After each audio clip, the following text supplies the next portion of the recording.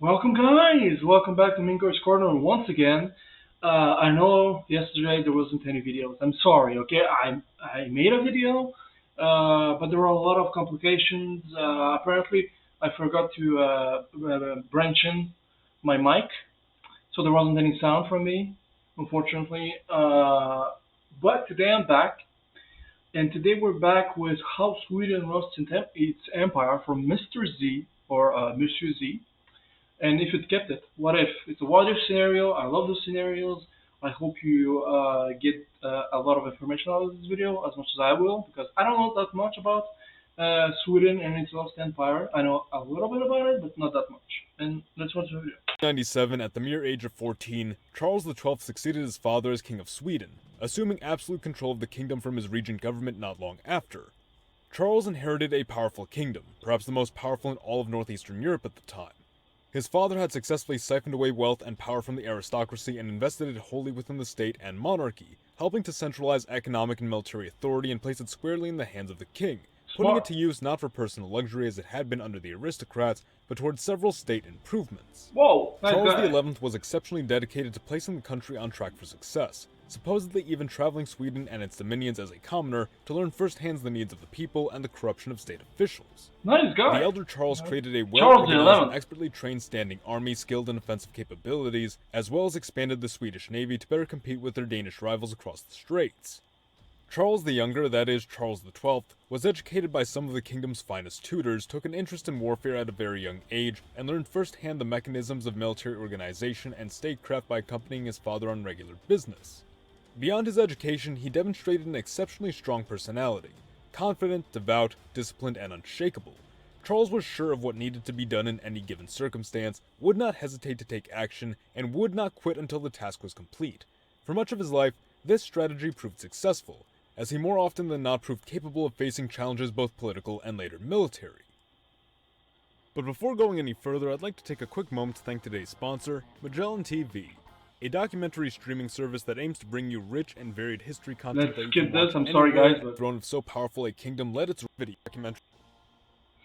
The ascension of this boy king to the throne of so powerful a kingdom led its rivals to sense weakness and opportunity.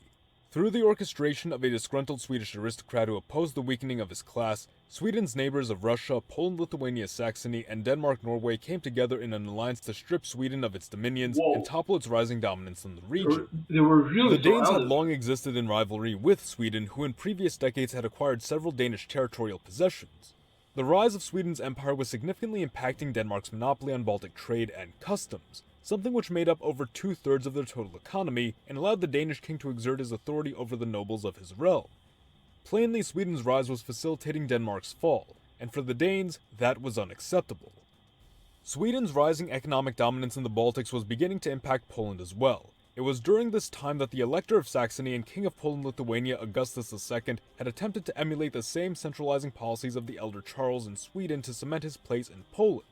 This failed, however, but refusing to abandon this goal and identifying Sweden as a significant threat to the decentralized Polish-Lithuanian Commonwealth, he determined to achieve a grand conquest of Sweden that would earn him the admiration of the Polish aristocrats and thus their support in establishing a hereditary absolute monarchy. Finally came Russia. The Russians had been enduring a turbulent century, but appeared to be emerging from it stronger and more ambitious than ever, especially under the guidance of Tsar Peter the Great. Yeah. The Tsardom had expanded as far eastward as the Pacific Ocean and now stood as the largest country on the planet. However, these borders were only narrowly held by a thinly spread army and were costing the relatively poor Russian economy far more than it could afford. If Russia was to maintain these borders and the status derived from them, it would need to modernize and become not merely an Asiatic empire, but a European empire, one directly connected to the economies of the West. But to achieve that, Russia would need a reliable warm water port, ideally along the Baltic Sea, to provide direct access to the Western markets. To achieve this, the Swedish Empire had to be curtailed. Now it was assumed that the young King Charles would not stand a chance against the three large kingdoms, and even that Sweden would fall into a state of civil war as more capable candidates vied for control of the absolute monarchy or attempted to overthrow it. That was far from the case. Charles, then only 17 years old when this alliance attacked in February of 1700, proceeded to invade Denmark-Norway and swiftly force them into submission within a matter of months. From there, Charles would proceed But to the guy's repel a Russian 17. invasion in the east several times the size of his own army. then proceed to invade Poland-Lithuania, dealing major defeats to Augustus II and ultimately dethroning him. Whoa. Charles would actually pursue Augustus all the way back to his native Saxony and force him to agree to peace terms, including the acceptance of a new king in Poland appointed by Charles. Earlier attempts were made to mediate a peace, but Augustus simply couldn't be trusted to not reignite a Polish front, and Charles believed that he needed to direct his full might eastward if he was to deal a killing blow to Russia as well. Thus, Poland-Lithuania had to be pacified. The campaign in Poland lingered on far longer than it should have, and in those years Tsar Peter was able to rebuild and reform his position, capturing Swedish lands along the Baltic and constructing a massive fort on the site of what would one day become St. Petersburg. Yeah, St. Tsar Petersburg. Peter was so determined to have just one new port city that he was willing to surrender all Swedish territory he had conquered in exchange for St. Petersburg alone, hoping to resolve the conflict with a minor gain and no continued bloodshed. But as was Charles' nature, he could not leave a battle unfinished. Russia had wrongfully attacked his kingdom, and for that they would receive no consolation prize, only total defeat. Unfortunately, the odds had already been stacked against him. Try as he might, Charles could not break Russia's hold over the region, and given that his Karolian army was built for aggressive and speedy campaigns to make the best use of his relatively low numbers, he opted to forego a continued siege of St. Petersburg and invade toward Moscow instead. Everything Aww. went downhill. Mistake. Come on, The man. Swedish army was devastated by plague, starved of food, and frozen by the harsh winter. Attempts to alleviate the Haven't we heard this before? You know, or at least, that's Napoleon in 100 years, basically. It's interesting how history, these burdens through reinforcement and resupply were quashed by the Russians, and although battles continued to favor the Swedes, it all came crashing down during the decisive Battle of Poltava. Virtually the entire Swedish army was wiped out, and Charles was forced to flee across the Ottoman border, where he would remain for 5 years, plotting various resurgence schemes, none of which panned out. In the meantime, Sweden's enemies had recovered. Denmark-Norway had built an army on a reformed military system. Russia had even seen to reinstating Augustus as King of Poland, but the country now found itself well under Russian influence. All three could now turn their attention to the Swedish heartland with renewed vigor. The war continued, and Sweden was left vulnerable. Jesus. Prussia and Britain, both holding territorial interests in the area, joined in the partition of Sweden, reaping spoils from the corpse of the once aspiring empire.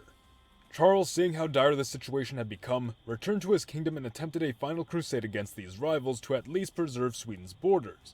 But not long after returning, he would die in battle, bringing an end to the Swedish defensive campaign and bringing an end to the Swedish Empire. But what if all that changed? What if in an alternate timeline, Sweden won the Great Northern War? Opportunities for victory were many and variable. We might assume that at the very beginning of the war, Charles opted to pursue the Russian front while Tsar Peter was weakened, and leave the Polish front to be held by one of his generals, thus preventing the fortifications at St. Petersburg from even being established, and leaving a relatively weaker member of the alliance as the last enemy to defeat. Maybe Augustus II is simply captured more swiftly, preventing the lengthy campaign in Poland which allowed Russia to recover.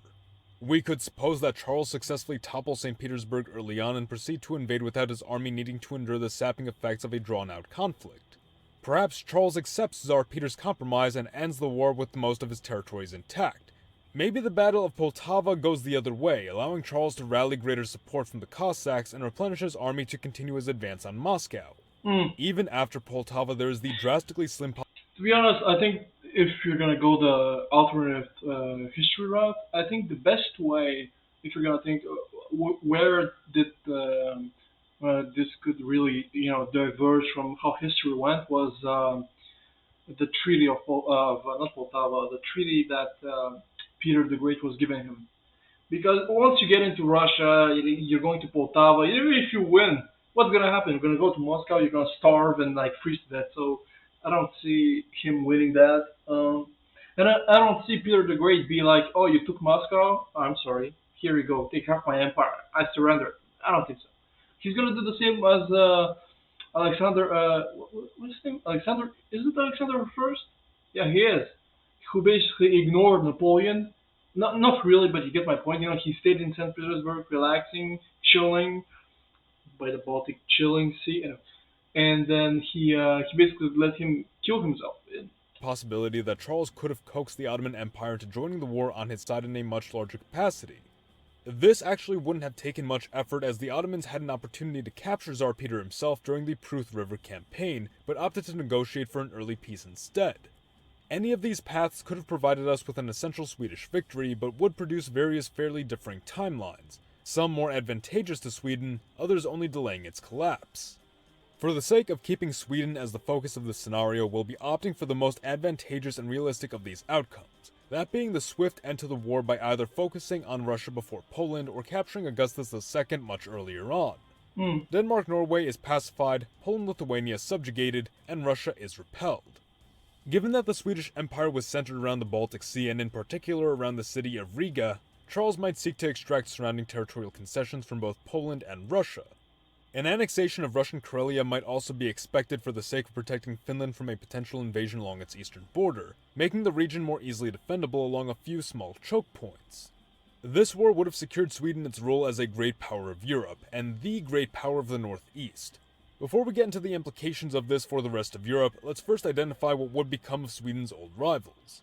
Russia, first and foremost, would never rise to the level of an empire, and despite Peter the Great's best efforts, the Tsardom would begin to regress following his eventual passing. Because St. Petersburg is never established, the Russians don't tangle themselves into Western European affairs and remain relegated to Asia and Eastern Europe, competing regularly with the Persians and Ottomans to the south. Without this direct connection to the West, Russia's economy stagnates and the government struggles to maintain its borders. The next few decades see various independence movements and rebellions plague the Tsardom, which ultimately saps its ability to compete with the Ottoman Empire. The Ottomans, unhindered by Russia, are able to retain a firm grasp over their Balkan possessions and remain a formidable power for much longer, successfully spreading their reach into what would have become Russian lands in our world. On a lesser note, Russia also wouldn't have the opportunity to establish and maintain a colony in North America, leaving what would have become Alaska to fall under the full control of Britain and later Canada. Poland, just as it had gradually fallen deeper You're changing the whole of history. under Russian influence in our timeline, suffers the same fate in this alternate timeline only under Sweden, possibly seeing a full annexation of its coast in the not-too-distant future, while the remainder stood as an essential buffer state between Sweden and its continental rivals. Denmark-Norway would enter a long period of decline, no longer holding any sway in the Baltic and suffering from dismal agricultural output brought on by poor policy. It would grow more financially dependent upon the wealthy Swedish Empire, however the trade empires of the English and Dutch would attempt to sway the Danes closer to them, not wanting the Swedes to become too powerful. In our timeline, the Danes eventually recovered from this stagnation, and they likely would do so in this timeline as well, helped along by Anglo-Dutch efforts. Denmark-Norway would expand its colonies in Iceland and Greenland while establishing new colonies in the Caribbean and beyond, though not before Sweden extracted additional land gains in the years leading up to that. The Swedish Empire would enter a new age of prosperity and advancement, as King Charles not only defended and brought new glory to his empire, but ruled it as effectively, if not better than his father, enriching the... So he's basically the Swedish Napoleon, if you're going to think about it. He basically went the same route as Napoleon. He defeated everybody until he couldn't. He went to Russia. He went to Russia, and then everything went to shit. Like everybody. When you think about history, Charles XII, Napoleon, Hitler. The only ones who won in Russia were the Germans in the First World War, when you think about it. They beat the Russians, and the Russians surrendered. It's really interesting. Second World War, Stalin was willing to kill everybody until, to not let the Soviet Union collapse. Same happened with Alexander I, with Napoleon. He was like, come to my country, come. And then October comes, November comes, and he's like, oh, no, what the fuck? And then he starts leaving, and then here's the same thing, Then again, I'm talking about this Charles XII as if I know everything about him. I know barely anything about him, but apparently he was a badass, Stay through the control of Baltic trade and the construction of a new merchant and naval fleet. The later established Swedish East India Company, which even in our world grew to great prominence, would still be established, albeit under stricter government control, seen first and foremost as a means of competing economically with Britain and the Netherlands, now that Sweden had defined itself as a proper empire and source of trade goods. The war had shown Charles just how important reliable defenses would be to the survival of Sweden in the future, motivating him to reform the empire's army yet again to create a much larger defensive force in addition to his offensive and elite Karolians. Not wanting to overly exert Sweden after having just concluded the Great Northern War, Charles and his empire would assume a minor role in the ongoing War of Spanish Succession on the side of France, a historic ally of the Swedes. Sweden would then play a major role in the War of Austrian Succession, fighting alongside Prussia and France to bring about a more swift and decisive outcome to the conflict than in our timeline. France would successfully annex the Austrian Low Countries, Spain would reacquire Minorca, Prussia would acquire and retain Silesia just as in our timeline, and Bavaria would have toppled Austria as the leading force of the Holy Roman Empire. Whew. Prince Charles Albert of Bavaria having married into the Habsburg royal line, whose male heirs had gone extinct, thus providing him a legitimate claim to the throne, which was thoroughly backed by allied France. Yeah. From this war, the So you change one thing in history, and then the dominoes go. It start falling, Swedes and would then acquire Hanover, which was then in union with Britain through the Hanoverian line. While this would be a great moral loss for the British king, it would almost certainly be a relief for those in the British government who saw the electorate as more trouble than it was worth, being easily conquered by mainland enemies, drawing Britain to German wars, and siphoning money away from the Isles. Naturally, as a result, Britain in the following years would instigate conflict with Sweden in an attempt to reclaim Hanover. It would be during the same period that Prussia, having defeated Austria and aiming to expand its hold in Germany and around the Baltics, would begin challenging the Swedes as well as their ally of Poland. Thus, an Anglo-Prussian alliance could be expected to form, providing us with an alternate version of the Seven Years' War if France were to involve itself against Britain as well, something we might expect given the rising tensions in their American colonies. While we might still expect a British victory overseas given the overwhelming numerical superiority held by Britain, it seems highly unlikely Prussia would be able to hold its own against the great power that was the Sweden of this timeline, though we should also consider that this would be a prime opportunity for Denmark to attempt a reconquest of its lost lands, potentially bringing them on the side of Prussia and Britain. Once again, Sweden would face a threefold alliance, but that did not stop them in the past, and that would not stop them now. you know this is really interesting, to be honest. Thinking about this, first of all, I didn't know that much about Charles the XII. Another YouTuber called Vlogging Through History is doing a series on him right now, which is a very interesting series. Basically going over his life and basically what we just overlooked. We talked not we didn't go as much in depth as I would have loved, to be honest. But it was really interesting to understand. Sometimes there are great monarchs and some great people. People who are ambitious, who are once in a century type people. They fail because there are so many that come to your mind that would succeed. Once in a century people that did things that were incredible in their scope. Like Napoleon, Augustus, maybe Charlemagne. I don't know that much about history. Maybe you could put Charles V in there. Everybody who brought their empire or kingdom to great prosperity. Louis XIV, to a certain extent. Um, Elizabeth the First, Victoria the First, even though But my point is the following: there are so many stories where the people who are ambitious, who are smart, who are visionary, who see the future, succeed, or at least succeed for a period of time, and then.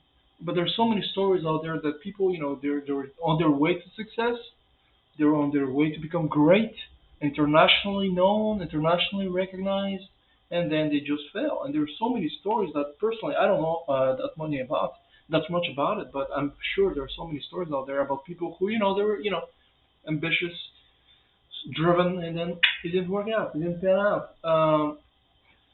Anyways, I hope you enjoyed this video. I hope you liked it. This was very interesting. This was really, really good. I think I might do a series on Charles XII. If you want it, type in the comments. Suggest it. Like and subscribe, please. Really motivates me. Truly does. And I'll see you guys next time. See you.